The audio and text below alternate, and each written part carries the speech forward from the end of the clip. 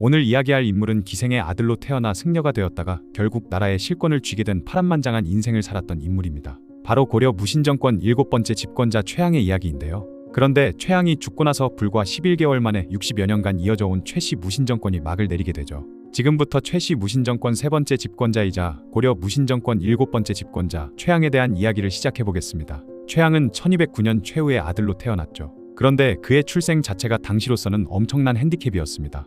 아버지는 당대 최고의 권력가 최후였지만 어머니는 설현방이라는 기생이었기 때문이죠. 거기다가 그는 서자였고 형까지 있었으니 권력 승계에서는 완전히 뒷순이었습니다. 최후도 천출인 아들에게 대를 물려주기 곤란했기에 사위인 김약선을 후계자로 생각하고 있었죠. 그래서 최양과 그의 형 만종은 아버지의 명령으로 송광사에 들어가 승려가 되어야 했습니다. 최양은 처음에는 만전이라는 이름으로 불렸는데요. 승려가 된 후의 생활은 정말 일반적이지 않았습니다. 그는 나중에 쌍봉사의 주지가 되었는데 무례승들을 모아 자신의 세력을 키웠죠. 그리고 경상도 지역에서 무려 50만 석이 넘는 쌀을 고리로 빌려주며 막대한 재산을 축적했던 것입니다. 문제는 그의 추심 방법이 너무 가혹했던 것인데요. 백성들이 곡식을 남기지도 못할 정도로 혹독하게 추심을 했고 심지어 세금도 낼 수 없을 정도로 모든 걸 빼앗아간 것이죠. 거기다가 그의 부하들은 각지의 사찰에 퍼져서 관인이라고 자칭하며 권세를 부렸습니다. 심지어 몽골식 복장을 하고 다니면서 역마를 사적으로 이용하고 지방 관리들을 무시하는 행동까지 했죠. 이런 행동들 때문에 사람들은 뒤에서 그를 비난했지만 아무도 감히 앞으로 나서지는 못했습니다. 그 이유는 바로 당시 최고 권력자이던 최후의 아들이었기 때문이죠. 그런데 1248년 최양의 인생의 결정적인 전환점이 찾아옵니다. 아버지 최후가 원래 후계자로 점찍어둔 김약선을 숙청해버린 것이죠. 김약선이 온갖 문란한 생활을 하며 지내자 부인 최씨가 아버지인 최후에게 모든 걸 일러 바쳤고 분노한 최후가 김약선에게 사약을 내리게 된 것입니다. 어쨌든 김약선이 제거되면서 후계 구도에 큰 변화가 생겼고 그렇게 최후는 이제 아들들 중에서 후계자를 선택해야 했는데 결국 차남인 최양을 선택했던 것이죠. 장남이 아닌 차남인 최양이 후계자로 선택된 이유는 아마도 최양이 승려 시절에 보여준 정치적 소환과 재산 축적 능력을 높이 평가한 것으로 추측되고 있습니다. 그렇게 1248년 최후는 최양을 환속시켰으며 이름도 만전에서 항으로 바꿔주었죠. 최양은 곧바로 좌우이상호군, 호부상서 등의 관직을 거쳐 추밀원 지주사가 되었습니다. 최후는 그에게 가병 500명까지 붙여주면서 후계자임을 확실히 했고 대제학 이믹에게는 그를 실왕 권유에게는 예법을 배우게 해서 정무에 대비하도록 했죠. 그렇게 기생의 아들이던 최양이 권력의 핵심에 점점 다가서고 있었던 것입니다. 그런데 1년 후인 1249년 11월 아버지 최후가 사망했습니다. 최양은 곧바로 은천광록대부, 추밀원부사, 이병부상서, 어사대부, 태자빈객 등 여러 관직을 겸하면서 교정별감에 올랐죠.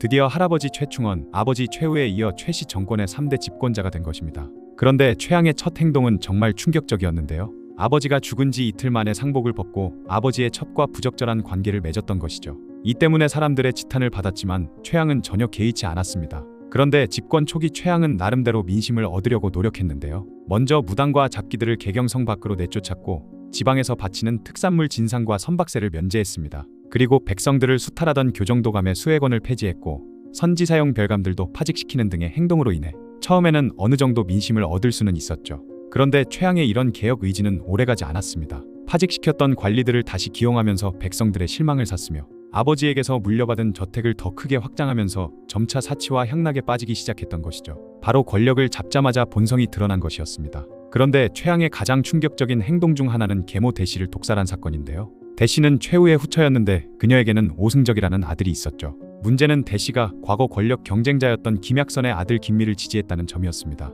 최양은 이에 대한 보복으로 대씨의 택주 자코를 박탈하고 재산을 몰수해버렸으며 야별초 장교 황보준창을 시켜 오승적을 처형하려 했습니다. 그렇게 오승적은 돌을 묶여져 바다에 던져지는 형벌을 받게 되죠. 그런데 이 처형 과정에서 믿을 수 없는 일이 벌어졌습니다. 처형을 맡은 군사 중 한 명이 최양에게 원한을 품고 돌을 느슨하게 묶었던 것이죠. 덕분에 오승적은 바다에 빠졌지만 살아남았고 강화도에서 탈출해 금강산으로 숨어들었습니다. 그리고 그곳에서 어머니 대씨에게 자신이 살아있다는 편지를 보냈죠. 그러나 이 사실이 대씨 집안의 노비에 의해 누설되었고 결국 최양에게 알려지게 되었습니다. 격분한 최양은 오승적을 붙잡아 다시 강에 던져버렸고 그렇게 오승적은 목숨을 잃게 되었죠. 그리고 명령을 제대로 수행하지 않은 황보준창 등 관련자 6명도 처형되는 엔딩을 맞았습니다. 또한 마지막으로 대씨는 해도로 유배되었다가 강제로 독약을 먹여 목숨을 잃게 되죠. 이 사건으로 대씨의 일가족과 노비 등 약 70여 명이 처형되거나 유배되는 참사가 벌어졌습니다. 최양의 숙청은 여기서 끝나지 않았는데요. 지추밀 민희와 추밀원 부사 김경손이 민심을 얻자 이를 시기에 해도로 유배시켜버린 것이죠. 그리고 얼마 안가 김경손을 바닷물에 빠뜨려 처형시켰습니다. 거기다가 좌승선 최원, 장군 김한, 지우 정홍유도 방자하다는 이유로 귀양을 보냈으며 아버지 최후의 시첨 13명도 같은 이유로 유배 보내버렸죠. 심지어 참지정사 정하는 최양의 외삼촌이었는데도 별다른 이유 없이 물에 빠뜨려 죽이기까지 했으며 자신에게 충성을 맹세한 주숙 역시 조금 사이가 벌어진 이유만으로 유배를 보냈고 그렇게 주숙도 바다에 빠져 목숨을 잃었을 정도로 그는 폭주하고 있었습니다. 또한 장군 김효정이 왕에게 정권을 돌려주려 한다는 소문만으로 자초지종도 따져보지 않고 김효정을 귀양 보낸 뒤 죽였는데 이런 식으로 최양은 사람들의 무고를 아무 이유 없이 믿고 수많은 사람들의 목숨을 빼앗아갔던 것입니다. 그러던 1251년 몽골에서는 제4대 칸인 몽케 칸이 즉위했죠. 그리고 몽골은 고려에 강화도에서 육지로 나올 것, 개경으로 환도할 것, 고려국왕이 몽골에 입주할 것을 요구했습니다.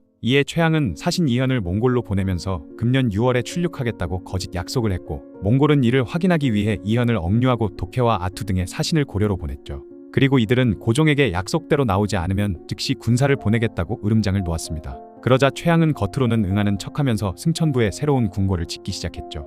그러면서 고종과 몽골 사신 접견을 강력히 반대했고 결국 고종은 최양의 조언에 따라 국왕 대신 신안공 왕전을 보내 몽골 사신을 만나게 했습니다. 이에 몽골 사신들은 고려가 칸의 명을 어겼다고 분노하며 몽골로 돌아갔죠. 그렇게 1253년 예상했던 대로 몽골이 예케 장군과 아묵한, 홍복원 등을 앞세워 제5차 침입을 단행했습니다.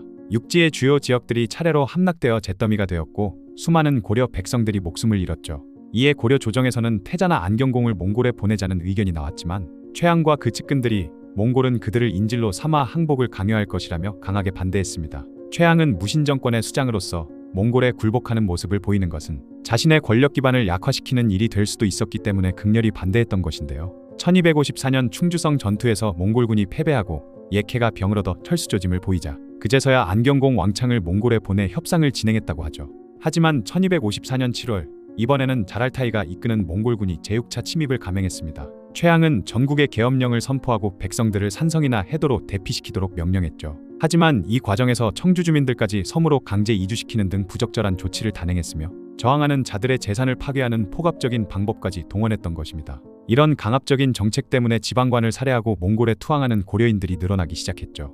놀라운 것은 이런 국가적 위기 상황에서도 믿기지 않는 최양의 태도였습니다. 그는 자신의 저택에서 연회를 열고 재상들, 추밀원 대신들과 함께 격구를 유유히 관람했죠. 심지어 왕족과 사품 이상 관원들을 초대해 대접하기도 했는데 이를 두고 사람들은 정세에 무관심하다고 비판하기도 했습니다. 이후 1256년이 되고 몽골군이 철수하자 고종은 최양에게 전란 수습 공로를 인정해 제중강민 공신이라는 호를 내렸죠. 그리고 이후 1257년 4월 2일 최양은 병에 걸려 위독한 상태에 이르렀습니다. 죽음을 예감한 그는 병든 몸을 이끌고 후원에 올라 마지막 시를 지은 후 침실에 돌아와 얼마 안가 48세의 나이로 세상을 떠났죠. 최양은 본처와의 사이에서는 자식이 없었기 때문에 출가 시절 매형 송서의 여종과 사통에서 낳은 아들 최희를 후계자로 삼았습니다. 최양은 말년에 그에게 권력을 넘겨주었고 최희는 무신정권의 4대 집권자가 되었죠.